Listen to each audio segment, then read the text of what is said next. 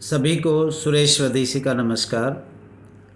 आज का जो वीडियो है वो भारत के उस महान व्यक्तित्व के लिए जो भारत के प्रधानमंत्री रहे और वो उससे भी ज़्यादा जिस शैली के लिए प्रसिद्ध रहे वो उनकी थी वाक शैली, अर्थात उनकी भाषण की जो शैली थी वो बड़ी अनूठी शैली थी।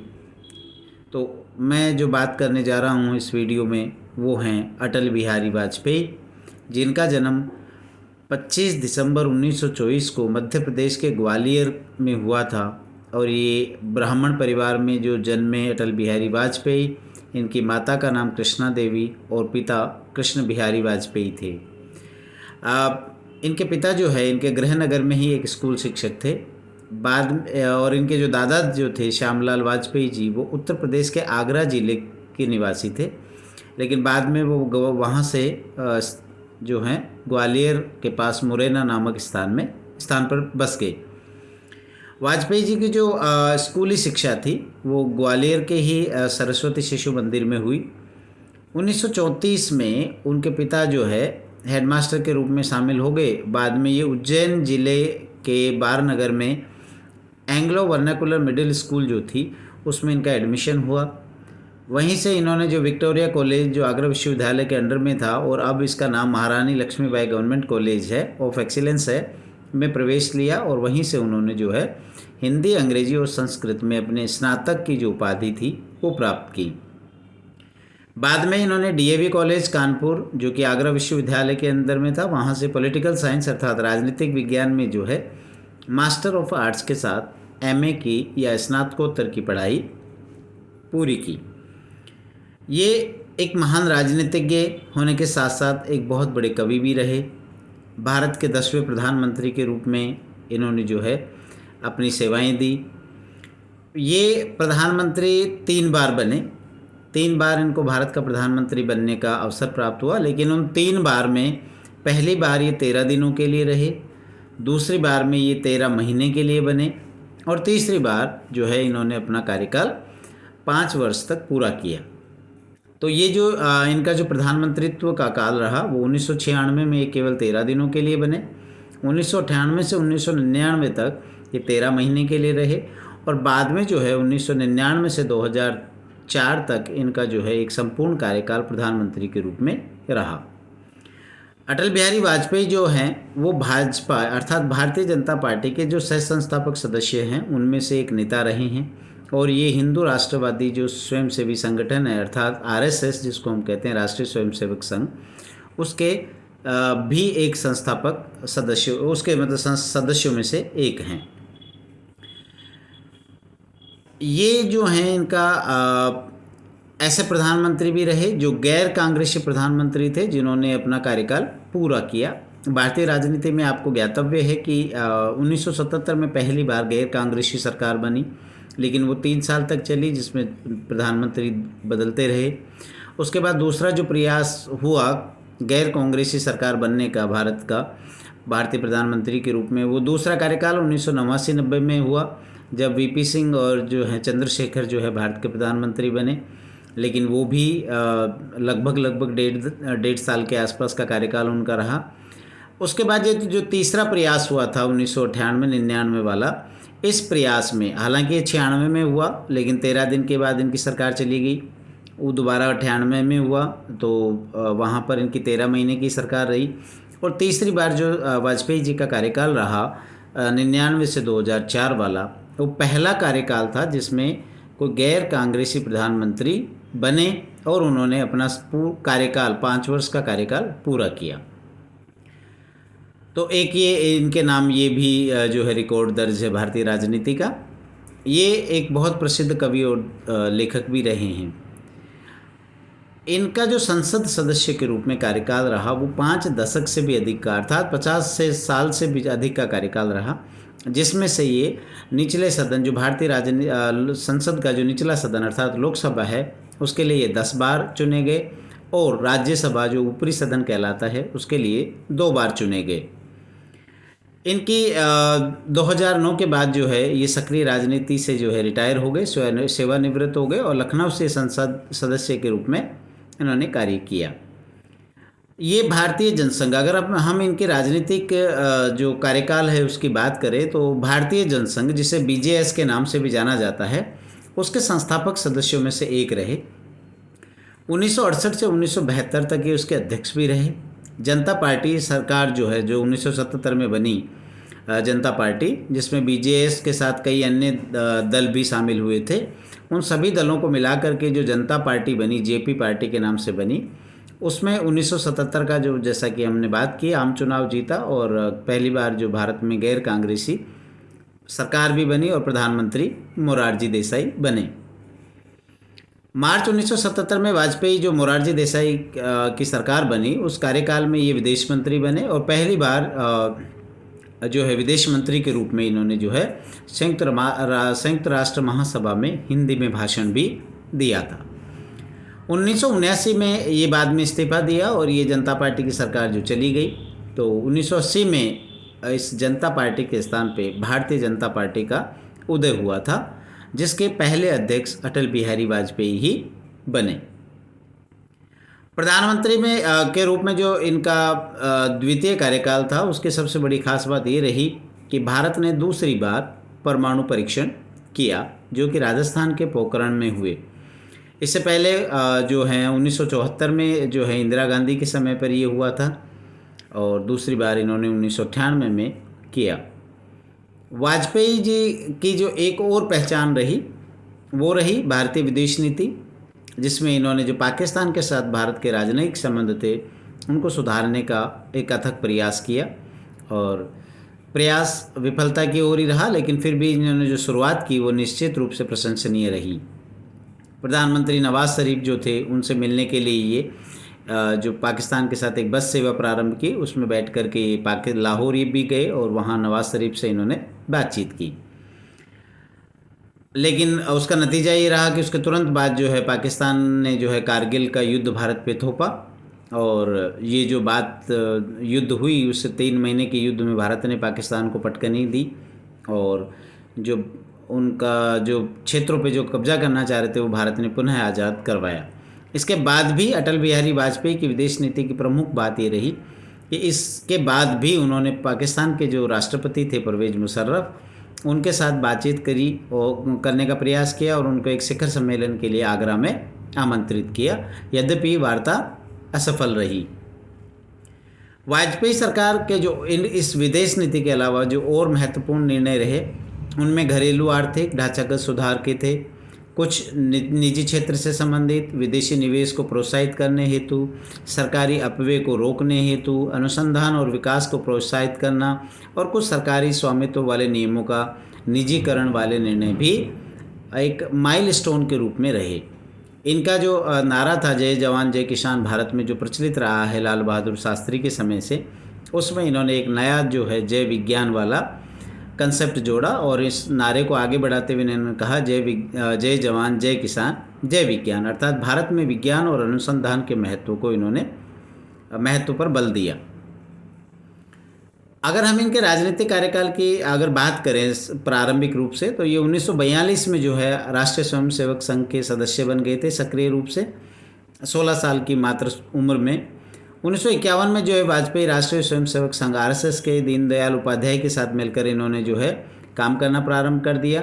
भारतीय जनसंघ आरएसएस से जुड़ी एक दक्षिणपंथी राजनीतिक पार्टी थी, जिसमें इन्होंने सक्रिय रूप से कार्य किया। जल्दी ही जो पार्टी के नेता जो श्यामा प्रसाद मुखर्जी थे जनसंघ के, ये उनके अनुयायी बन गए और उनके सहयोगी भी रहे।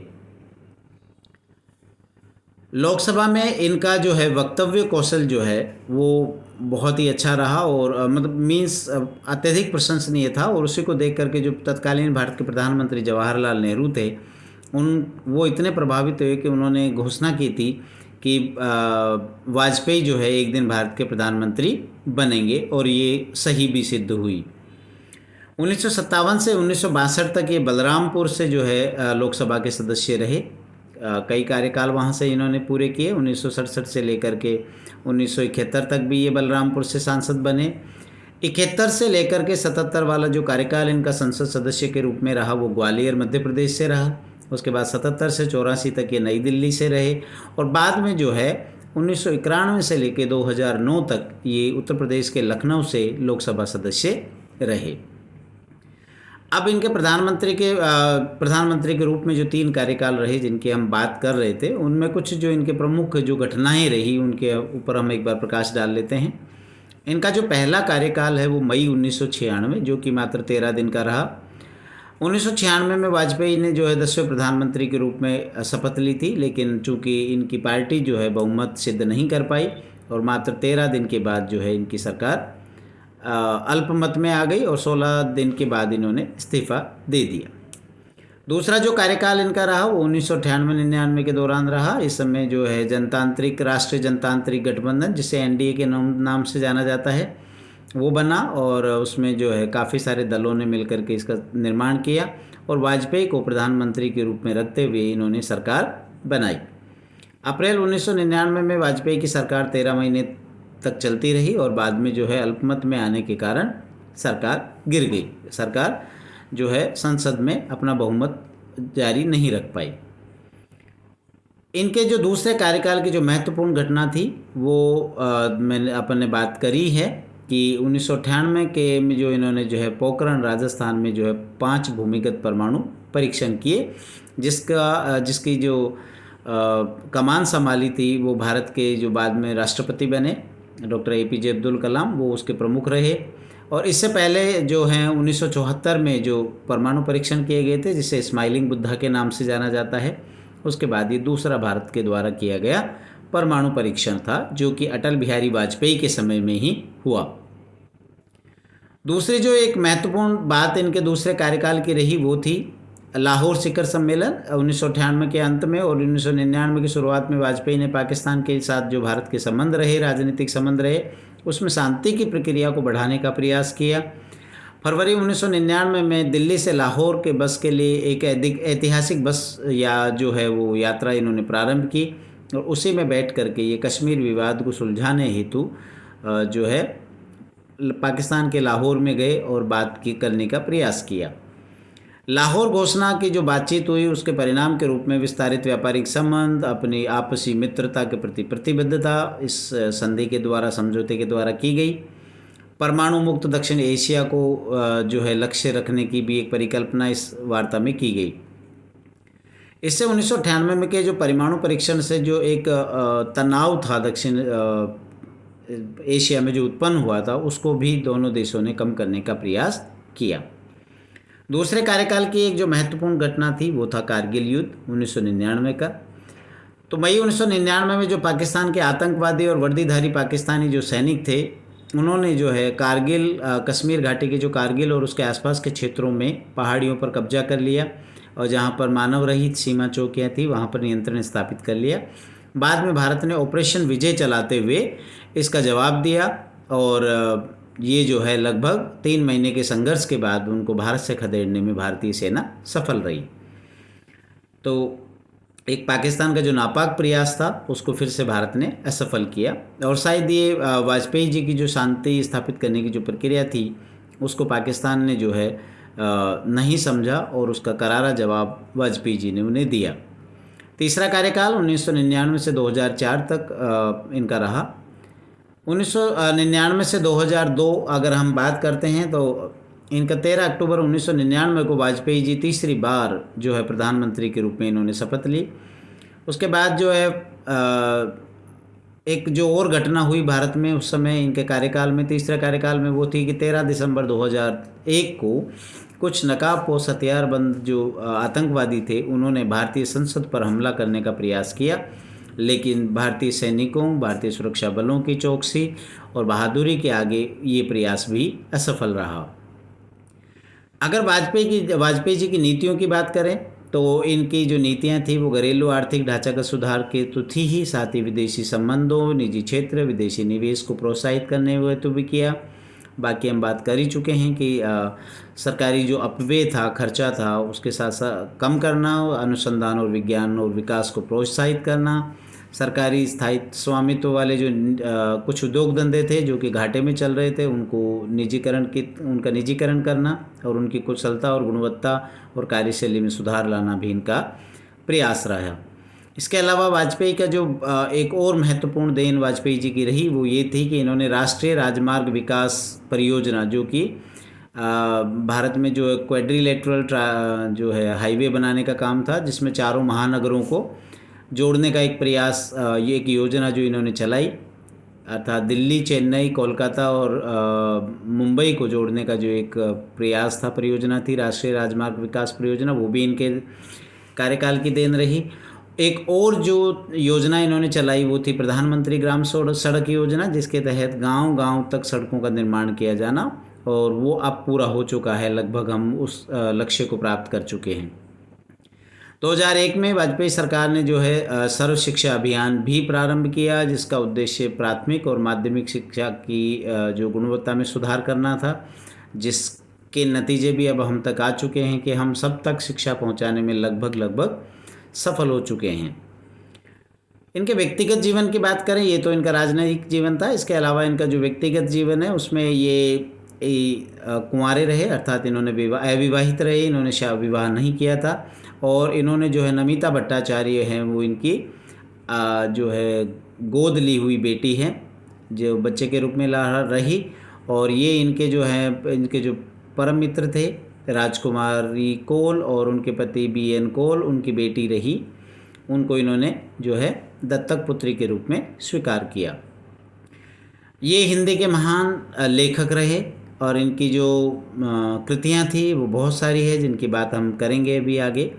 और 1975 से 77 तक जो आपातकाल भारत में रहा, इमरजेंसी जो लगाई गई थी, उस समय इनका जो कविताओं का संग्रह था अमर आग है, वो भी इसमें शामिल है। इनके द्वारा जो प्रकाशित जो रचनाएं रही उनकी अगर हम बात करें तो देखिए, इन्होंने गद्य और पद्य दोनों में लिखा, और जो प्रमुख रही गद्य में वो है राष्ट्रीय एकता 1961 की, भारत की विदेश नीति के नए आयाम 1979, गठबंधन की राजनीति, कुछ लेख कुछ भाषा 1996 में प्रकाशित हुई, बिंदु बिंदु विचार 1997, निर्णायक दिन 1999, संकल्प काल 1999, विचार बिंदु हिंदी संस्करण एडिशन जो है इसका 2000 में प्रकाशित हुआ, आसियान और एशिया प्रशांत क्षेत्र पर भारत का दृष्टिकोण 2003 में प्रकाशित हुआ, न दैन्यम न पलायनम, ये, और उसके बाद नई चुनौती नया अवसर। तो ये इनकी गद्य की रचनाएं रही अटल बिहारी वाजपेयी की। कविता संग्रह की इनकी बात करें तो उसमें है कैदी कविराज की कुंडलियाँ, अमर आग है, मेरी 51 कविताएं।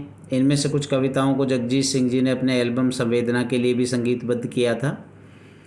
क्या खोया क्या पाया, अटल बिहारी वाजपेयी, व्यक्तित्व और कविताएं, वाजपेयी के मूल्य, दृष्टिकोण और लोक, भारत के भाग्य पुरुष, ये भी इनकी रचना रही, 2001 में प्रकाशित हुई। इसके अलावा 21 कविताएं 2003, चुनी हुई कविताएं 2012। तो ये इनकी जो कविताएं जो हैं वो प्रसिद्ध रहीं, काफ़ी प्रसिद्ध कविता संग्रह हैं। और इसके अलावा कुछ चुनिंदा इनकी हिंदी कविताएं जो हैं उनका अंग्रेजी में भी 2013 में ट्रांसलेशन अनुवाद किया गया। पुरस्कारों की बात करें तो एक लंबी सूची है। 1992 में इन्हें पद्म विभूषण, जो कि भारत का दूसरा सबसे बड़ा नागरिक पुरस्कार है, उससे सम्मानित किया गया। 1993 में इन्हें डी.लिट कानपुर विश्वविद्यालय से डिग्री प्राप्त हुई। 1994 में लोकमान्य तिलक पुरस्कार दिया गया। 1994 में ही इन्हें उत्कृष्ट सांसद का पुरस्कार प्राप्त हुआ। 1994 में ही इन्हें भारत रत्न पंडित गोविंद वल्लभ पंत पुरस्कार भी दिया गया।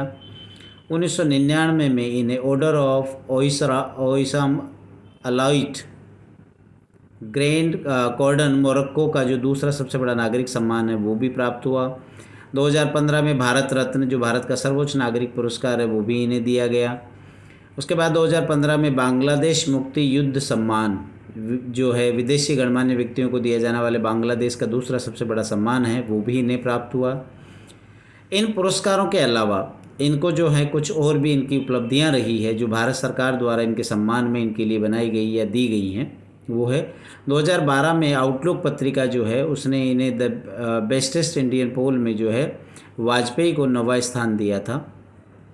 अक्टूबर 2018 में गंगोत्री ग्लेशियर के पास 4 हिमालय चोटियों का नाम भी अटल बिहारी वाजपेयी जी के नाम पर रखा गया है। वाजपेयी जी का जो स्मारक है उसको सदैव अटल के नाम पे रखा गया है। नरेंद्र मोदी जी जो भारत के प्रधानमंत्री है वर्तमान में, उनके प्रशासन में 2014 में जो है इनके जन्मदिन को अर्थात 25 दिसंबर को जो है सुशासन दिवस के रूप में मनाने का निर्णय लिया गया।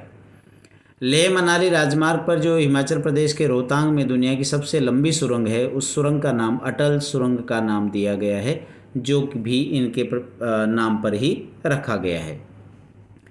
मंडोवी नदी भारत का जो तीसरा सबसे लंबा केबल आधारित पुल बनाया गया है, उसे अटल सेतु का नाम दिया गया है। वो भी इनकी याद में है और इनको जो है श्रद्धांजलि के रूप में रखा गया है। भारत के छत्तीसगढ़ की सरकार ने नया रायपुर जो शहर है उसका नाम बदल करके अटल नगर के नाम पे कर दिया गया है। भारतीय फिल्म प्रभाग ने लघु वृत्तचित्र फिल्म जो pride of India Atal Bihari Vajpayee के नाम से 1998 में एक लघु फिल्म बनाई, और दूसरी थी know your prime minister Atal Bihari Vajpayee, जो भी ये बनाई गई हैं लघु वृत्त फिल्में हैं। वाजपेयी सरकार ने 1977 में जो है असरानी की भारतीय हिंदी भाषा की फिल्म जो बनी थी चला मुरारी हीरो बनने में, इसमें एक कैमियो के रूप में भी दिखाई देते हैं। 2019 में अमास फिल्म्स के मालिक जो हैं उन्होंने जो है इनके जीवन पे आधारित जो है एनपी द्वारा लिखी गई जो पुस्तक है द अनटोल्ड वाजपेयी की जो है उसके अधिकार हासिल कर लिए और इन पे जो है इनकी बायोपिक बनाने का निर्णय लिया है। तो ये भी एक जो है बड़ा इनके जो है श्रद्धांजलि के रूप में भेंट रहेगी। आपकी अदालत जो एक भारतीय टॉक शो है, इंडिया टीवी पर आधारित होता है, और इसको 1996 के चुनाव से ठीक पहले वाजपेयी का एक साक्षात्कार इसमें दिखाया गया था, तो वो भी एक बड़ा प्रसिद्ध जो है इनके ऊपर है। प्रधानमंत्री 2013 की एक भारतीय वृत्त टेलीफिल्म श्रृंखला है, एबीपी न्यूज़ पर प्रसारित हुई, और इसमें भी वाजपेयी जी की नीतियों को और उनके कार्यों को जो है बखूबी दिखाने का प्रयास किया गया है अलग अलग घटनाओं के तहत। 16 अगस्त 2018 को 93 वर्ष की आयु में इस महान भारतीय कवि, लेखक, वक्ता, प्रधानमंत्री का जो है निधन हो गया, और भारत के लिए एक अपूरणीय क्षति के रूप में जो है ये इस दुनिया से विलीन हुए। इनका जो अंतिम संस्कार है वो राजघाट के पास में ही राष्ट्रीय स्मृति स्थल पर किया गया है, जिसका नाम हमने बात करी है कि इनके नाम के ऊपर रखा गया है कि सदैव अटल उस स्थान का नाम, स्मारक का नाम रखा गया है। इस समन्वय की महान प्रतिमूर्ति को मेरा कोटि कोटि नमन। जय हिंद, जय भारत।